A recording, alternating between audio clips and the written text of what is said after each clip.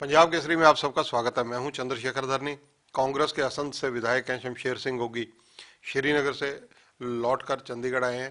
इनसे बातचीत करेंगे। गोगी जी, श्रीनगर राहुल गांधी ने आखिरकार लाल चौक पर तिरंगा फहरा दिया है वहां पर, और आप लोग अब वहां से 2-3 दिन के बाद लौटे हैं। क्या लगता है आपको? देखो, सबसे पहले तो मैं आपका और आपके दर्शकों का धन्यवाद करता हूँ, शुभकामनाएं देता हूँ कि एक ऐसी यात्रा, जो ऐतिहासिक यात्रा पूरी दुनिया में, जो एक राजनीतिक आदमी ने इतनी लंबी यात्रा की है और जो उसका मकसद है वो बड़ा पाक साफ है। जहाँ पे एक तरफ देश के अंदर देश को तोड़ने वाली शक्तियाँ राष्ट्रवाद का नाम लेके देश को खंडित किया जा रहा है, ऐसे लोगों के खिलाफ एक राजनेता भी है, राजनीतिक परिवार का वारिस भी है, उसने इतनी लंबी यात्रा की है। और जो प्यार, जो विश्वास जनता ने उसके अंदर दिखाया है और जो उत्साह के साथ उसका स्वागत किया है, उसके लिए मैं देश की जनता का और खास करके कश्मीर की जनता का बहुत बहुत आभार व्यक्त करता हूँ। और मेरे को बड़ी खुशी हुई जब हम जा रहे थे यात्रा में, तो वहाँ पे कुछ लोग झंडे लिए खड़े थे। हालांकि वो झंडा पीडीपी का था, मैं किसी बात को छिपाना नहीं चाहता। वो पीडीपी के नाम पे वहाँ इकट्ठे हुए थे, करीब 200-250 आदमी होंगे, और क्या नारा लगा रहे थे कि राहुल तेरी मोहब्बत को हम सलाम करते हैं। और बीच बीच में क्या नारा लगा रहे थे कि राहुल तेरी मोहब्बत को कश्मीर का सलाम।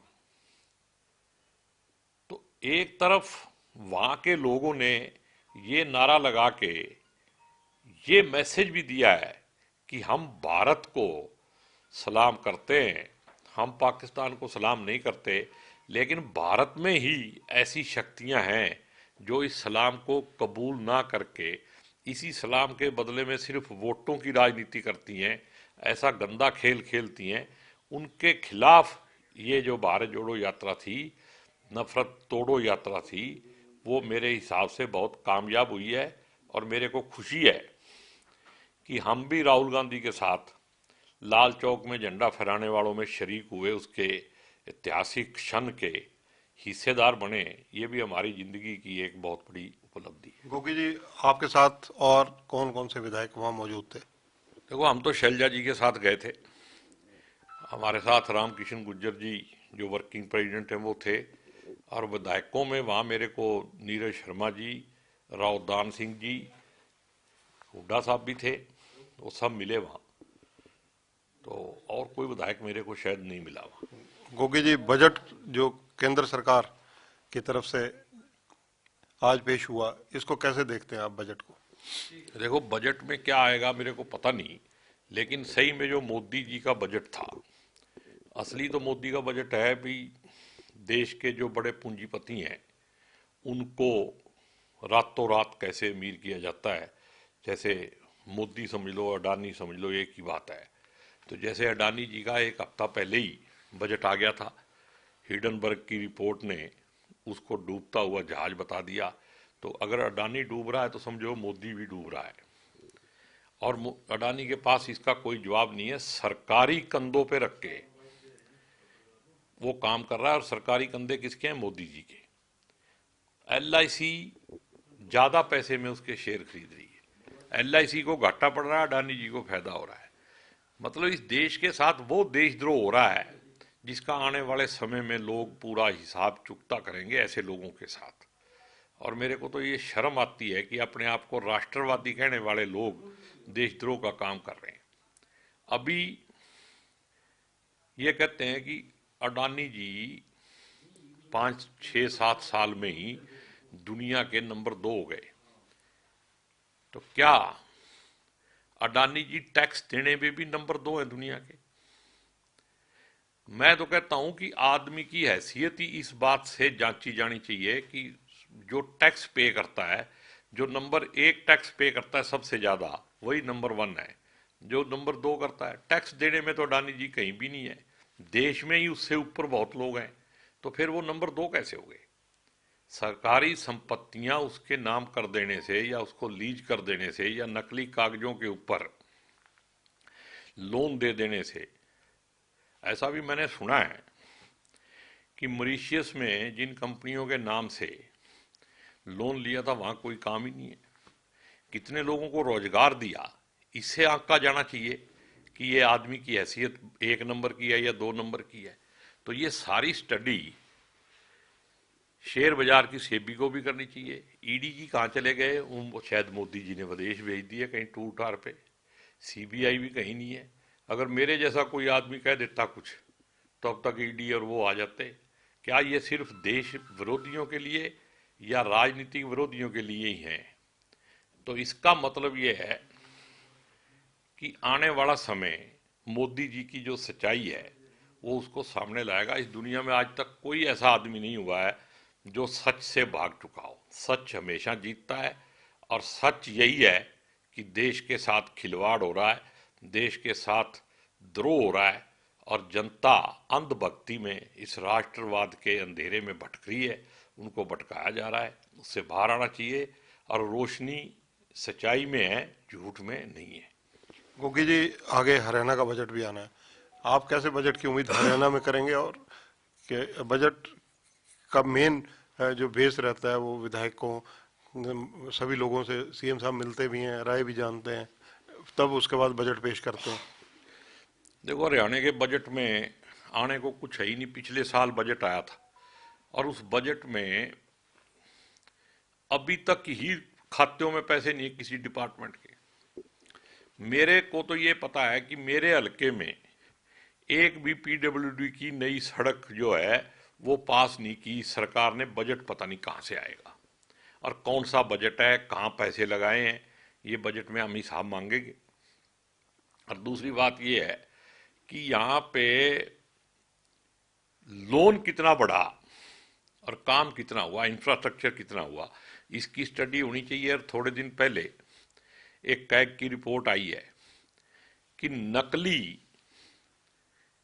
कितने पेंशन के केस हैं। 91,000 कुछ लोगों को नकली पेंशन दी जा चुकी है, जिसमें से करीब 21 कितने हजार आदमी तो मर चुके हैं। 1475 एक ही आदमी के नाम से एक ही आधार कार्ड के ऊपर पेंशन के वो बने हुए हैं। ये कौन कर रहा है?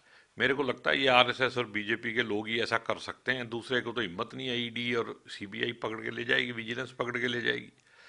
तो इन लोगों के खिलाफ जांच कब होगी? वैसे तो बीजेपी की सरकार में जांच की मांग करना ही अपने आप में धोखा है, क्योंकि किसी भी जांच की रिपोर्ट यहाँ आती नहीं है। झूठ की सरकार है और झूठ के हिसाब से ही बजट बनता है, झूठ के आंकड़े बनाए जाते हैं।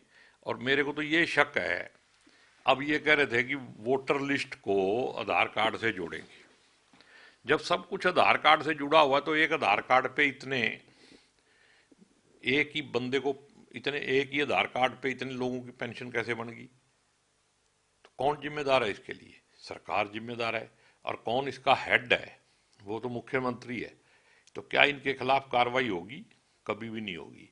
जब हमारी सरकार आएगी तो जरूर होगी, इसकी जांच कराई जाएगी और ऐसे बेईमान लोगों को सजा दिलवाई जाएगी कानून के हिसाब से। इस टाइम में तो कानून ही नहीं है। चाहे शराब घोटाला करो, रजिस्ट्री घोटाला करो, करनाल तो घोटालों का गढ़ है। और इस जो मैं बता रहा हूं आपको, आधार कार्ड के उधार पर नकली पेंशन, इसमें करनाल जिला भी है। ऐसा तो देखो आज के दिन में हो ही नहीं सकता हरियाणा में कि करनाल के बगैर कहीं ठगी हो जाए, क्योंकि करनाल ट्रेनिंग सेंटर बन गया है घपलों का, ठगी का। मुख्यमंत्री जी का वरदस्त शायद प्राप्त हो उनको। पहले करनाल का कहीं नाम ही नहीं आता था। जब से मुख्यमंत्री जी आए हैं तब से करनाल नंबर 1 हो गया है। गोगी जी, बजट सेशन में और कौन कौन से मुद्दे हैं आपके जहन में जो आप उठा सकते हैं? नहीं, मुद्दे बहुत हैं, मैंने सवाल भी लगाए हैं, लगा दिए अभी पहले एडवांस ही। महा कभी फिर टाइम आए कुछ और सवाल हैं अगले हफ्ते दूंगा। तो मुद्दे तो बहुत हैं, हल्के के ही बहुत सारे मुद्दे हैं। मैं तो बताया ना आपको, मेरे हल्के में सड़कें ही इतनी कच्ची हैं अभी तक, वो बनाने का काम भी करना है। और भी बहुत सारे काम हैं, जैसे फूड सप्लाई का एक घोटाला हुआ है, भी इतनी गेहूं खराब होगी, अरे गरीब आदमी तो भूखा मर रहा है, और वहाँ पे खराब हो रही, खराब नहीं हुई वो। वहाँ पे मैं आपके माध्यम से ये बता दूं सरकार को, ये मुद्दा मैंने सवाल भी लगाया है, मेरी जानकारी में है कि जहाँ पे स्टोरेज की गई है गेहूं, वहाँ लोगों ने सबमर्सिबल ट्यूबवेल लगा लिए है ताकि उस पर पानी छिड़काव करके उसको वजनदार बनाया जाए और उस माल को बेचा कैसे जाए। ये सारे की सारी मिली भगत है सरकार की, लेकिन इसकी जांच ही नहीं हो सकती। एक मेरा ये सबसे बड़ा मुद्दा है, मैं आपके चैनल के माध्यम से सरकार को कहना चाहता हूं कि गरीब लोगों का पैसा एक आदमी की इमेज बनाने के लिए लोकतंत्र में कैसे यूज होता है, ये बंद होना चाहिए। ये जो पब्लिक रिलेशन ऑफ डिपार्टमेंट है, कहीं भी चाहे मुख्यमंत्री राजा नहीं है, किसी मंत्री मुख्यमंत्री की फोटो उस पर नहीं लगनी चाहिए, किसी प्रधानमंत्री की फोटो नहीं लगनी चाहिए, कि वो देश का राजा नहीं हो तो पब्लिक का चौकीदार कहते हो अपने आप को और फोटो छपवाते हो सब जगह। ऐसे पैसे का दुरुपयोग हो रहा है, लोगों को रोटी कपड़ा और मकान का इंतजाम कर दो, वो तो हो नहीं रहा, लोग भूख से तड़फ रहे हैं, नौकरी मिल नहीं रही है, बेरोजगारी बढ़ रही है, महंगाई बढ़ रही है, और आप अपनी यहाँ फोटो छपवा रहे हो।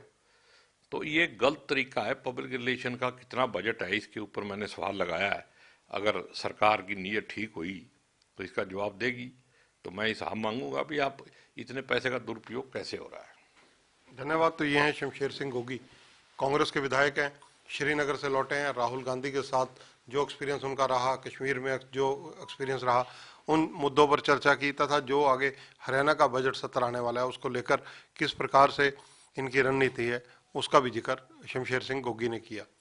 कैमरामैन संजय सिंह के साथ चंद्रशेखर धरनी, पंजाब केसरी टीवी, चंडीगढ़। हमसे जुड़े रहने के लिए हमारे YouTube चैनल को सब्सक्राइब करें और नई वीडियो की नोटिफिकेशन के लिए बेल आइकॉन को दबाएं। अगर आप ये वीडियो Facebook पर देख रहे हैं तो लाइक जरूर करें और ज्यादा से ज्यादा शेयर करें। धन्यवाद।